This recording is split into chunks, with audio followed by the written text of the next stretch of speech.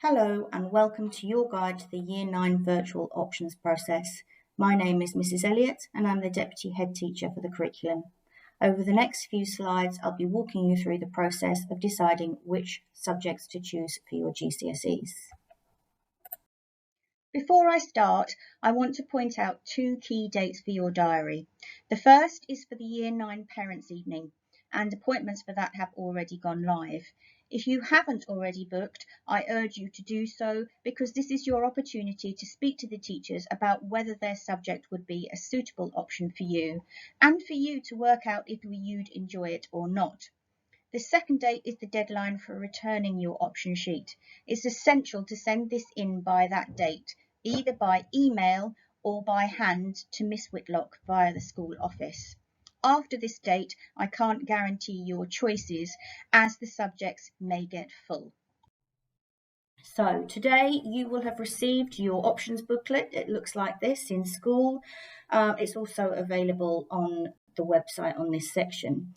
So there's the front page, and these are all the subjects that we teach at Key Stage 4. So let's have a look at some of these subjects in more detail. On the left here, you have all your compulsory subjects. English language, literature and maths are all single GCSEs, and combined science is worth 2 GCSEs. You can also choose triple science as one of your options, which would give you a third science qualification as well. Underneath those, you have some non-assessed subjects. Core PE continues as in Key Stage 3. It's a government requirement to keep it into Key Stage 4. And this is also the case with the relevance curriculum, which is what we used to call RSHE or PSHE, and it's taught as part of the tutor programme here. The third non-assessment subject is the Iblp, which will be partly new to you. You'll know some of the elements of this from Key Stage 3 as it includes some RS or religious studies and citizenship requirements. It also expands on the IB award that you did in Year 7, 8 and 9 with a focus on service learning, which is great for CVs and personal statements later on. And finally, the Iblp also includes lessons on careers education in order to prepare you for work experience at the end of Year 10 and the world of work in general.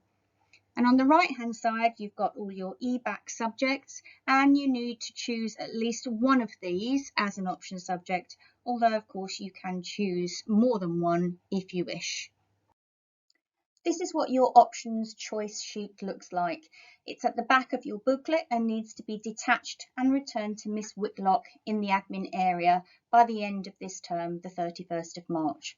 You can see in the main section here that you study 3 options, including your EBAC option, that's EBAC option and 2 others, but you still do have to pick 5 and rank them in order of importance, with 1 being your top choice. You need to pick 5, as although I do try to give you your top choices, it isn't always possible to do so.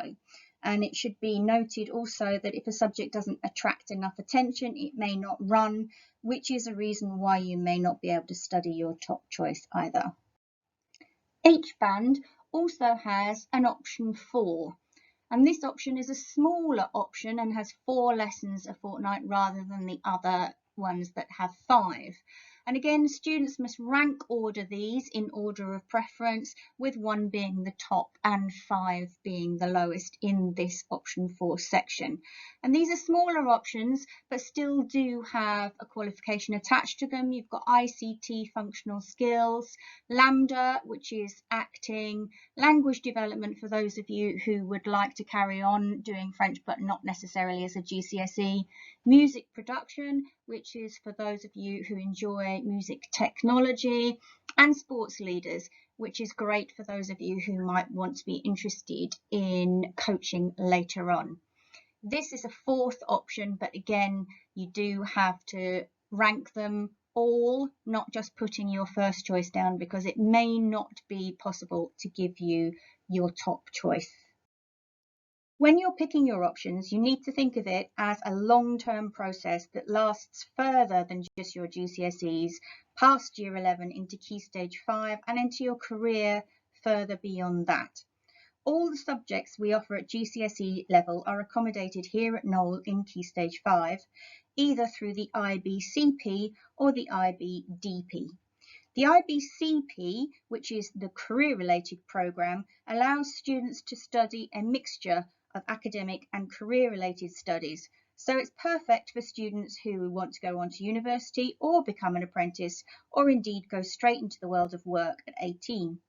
The IBDP, the diploma programme, is for the most able students who want to continue with a variety of academic subjects in the sixth form. And this course is for students who want to go to university, particularly to study medicine or law. So how are you going to choose from all of these options? Some people might say, I want to be with my friends. Well, that's common, but don't go with that because it's not possible to put people in with their friends. Some subjects have 4 different blocks and you could be in any one of those. I like the teacher. Again, you might not get that teacher next year. I want to choose easy subjects. Well, there are no easy subjects at GCSE, so don't go with that one. None of those are good ways to choose your options. And if you're thinking, I don't know what I want to do, I really haven't got a clue, don't panic because it's all in order. We have a plan. There is a lot of support available to help you choose the options that are right for you. You can talk to Mrs. Grant, who you will find in the library. She is a fully qualified careers leader and will be able to advise on anything to do with careers and future choices. You can also speak to your teachers. They are best placed to tell you about their individual subjects and whether you would enjoy them and be able to cope with the demands of the course.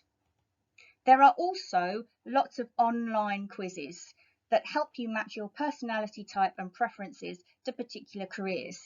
I like this buzzer one, which I've given you here, but there are loads more available.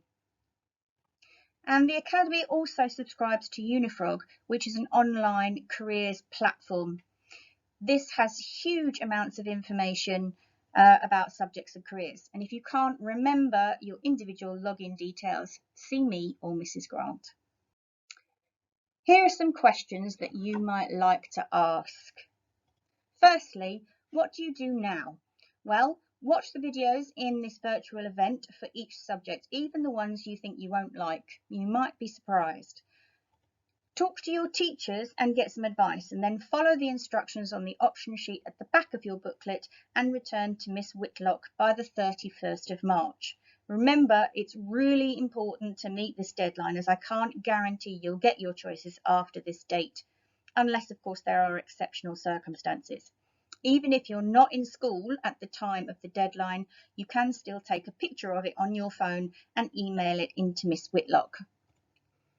You don't have to put an option first to definitely get it. We do try to give you your first 3, but your 4th and 5th must be subjects you'd like to do as well. You don't need to put a smaller subject first to get it. And definitely, I don't allocate on a first come, first served basis. So long as the form is in by the deadline, you won't be penalised. But obviously, after that date, I can't promise to give you your first choices. And this is a common question. What if you choose an option and hate it? There are a lot of new courses here, and it's not unusual for people to take an option and then find it really isn't for them. So you do have to think really carefully about it, watch the videos, find out about them, talk to the teachers. But even so, after that point, you may still need to change it, and I will allow changes in options up to the first Friday in October. Finally, here are some key dates again. So you've got the Year 9 Parents' Evening, again, the deadline for giving in your option sheets. And finally, that final date is the date when you'll be emailed to confirm the options that you've given. Thank you for watching.